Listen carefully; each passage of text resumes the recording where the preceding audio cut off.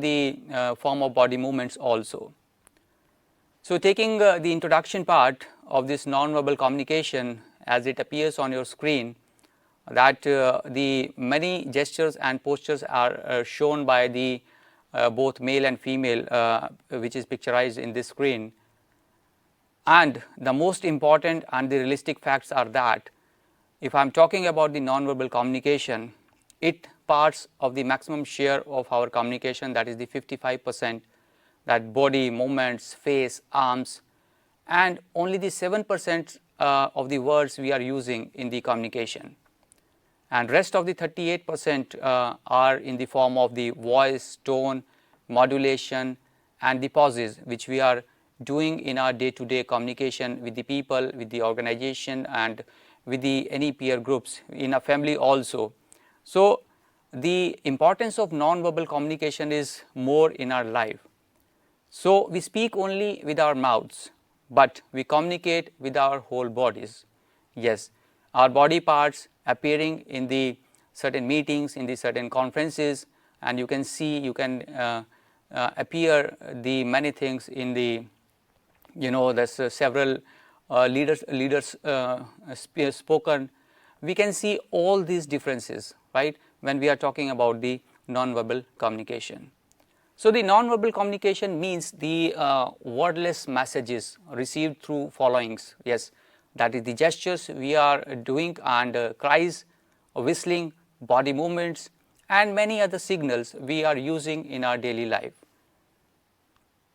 For example, how the animals are communicating with each other. Yes, as far as the speaking is concerned, how the animals are communicating with each other through deepest feelings of love, anger, joy, and of course the hunger. How they are communicating with us. If they are hungry, how they are saying this. So that is the importance of the non-verbal communication. We can learn from the animals. So it is human beings alone who have evolved the the language of words to convey our thoughts in a structured manner. Yes, human beings are conveying every message in a structured manner. In a many languages we are speaking, we are conveying our feelings, we are conveying the love, we are conveying the anger, we are conveying the joy. But in the case of animals, it is only the importance of the non-verbal communication, that how they are communicating. So we can understand the non-verbal communication as it refers to the gestures, facial expressions, tone of voice, eye contact, body language, posture, and other ways people can communicate without using any language. That is the common understanding of the non-verbal communication. It also includes all unwritten and unspoken messages, yes, both intentional and unintentional.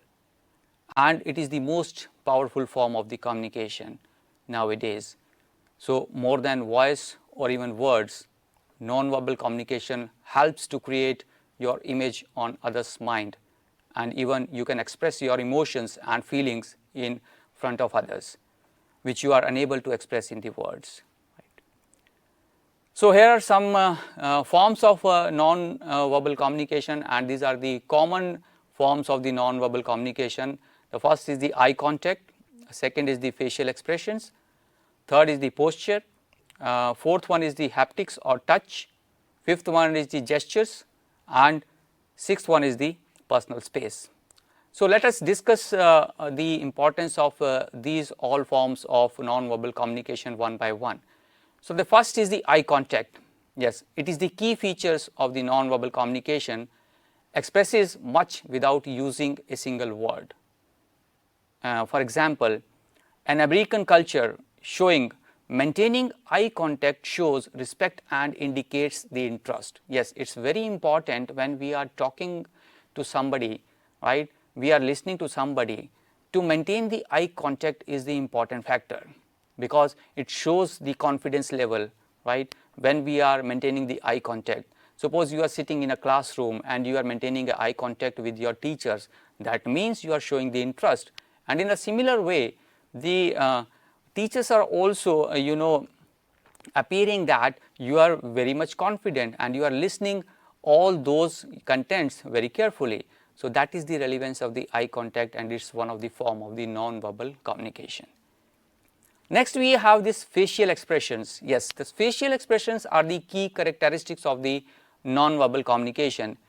Our faces reflects our thoughts and feelings. Yes, when we are sad, right, and sitting somewhere in the meeting or in a family, so with the expression of the faces we can understand that in which mood we are sitting in our rooms or in anywhere in the corner of the family, or we can say in the meeting also.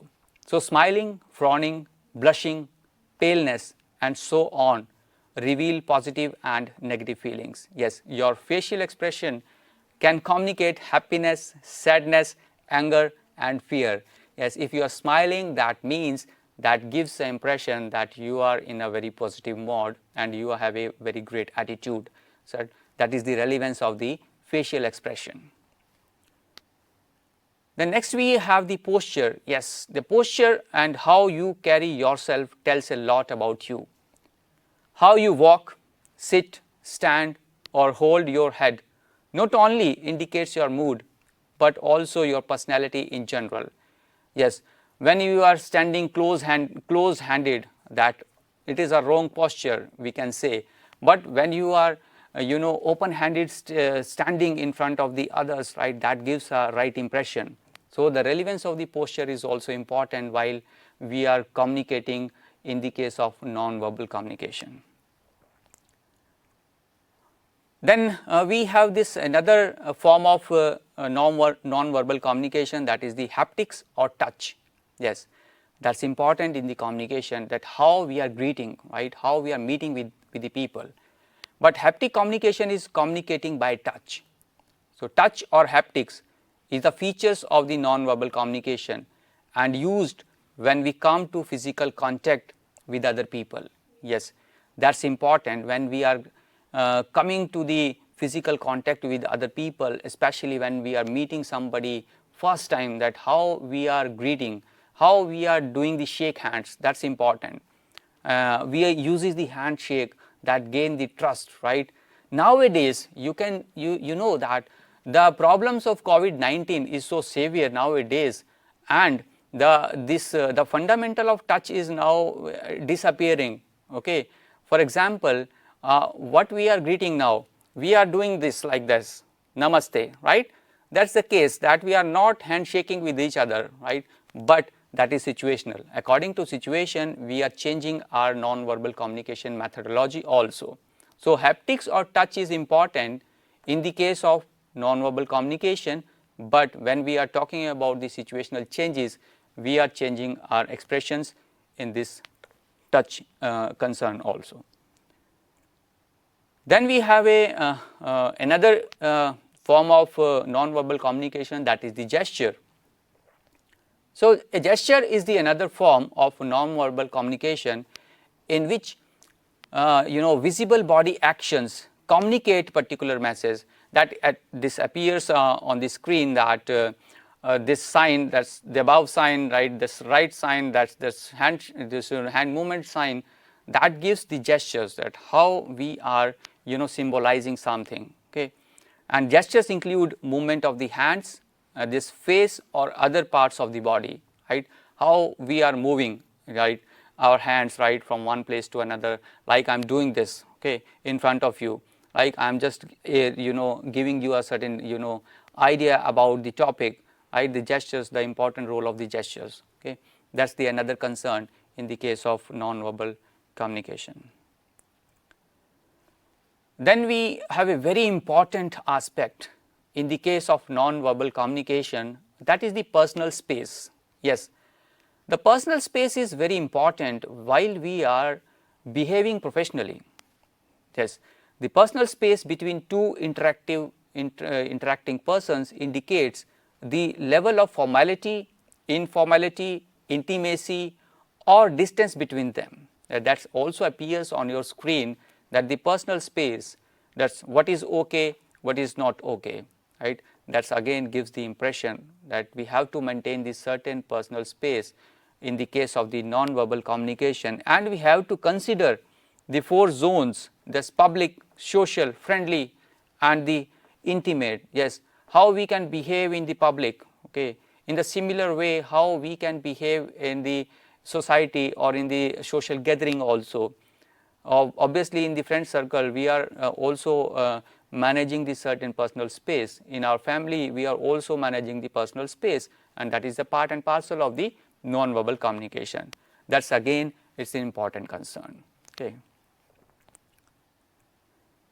So, these are the things which we want to understand about the non-verbal communication, and importantly we must consider while we are communicating with the help of the symbols, signs or the handshake, etc.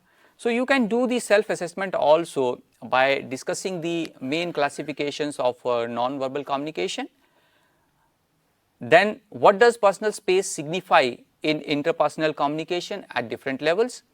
You can discuss with the help of the examples that I have already given you in the previous slides, and you can follow this book, that reference, Chaturvedi PD, Chaturvedi Mukesh, Business Communication Concepts, Cases and Applications, 2nd edition, Pearson.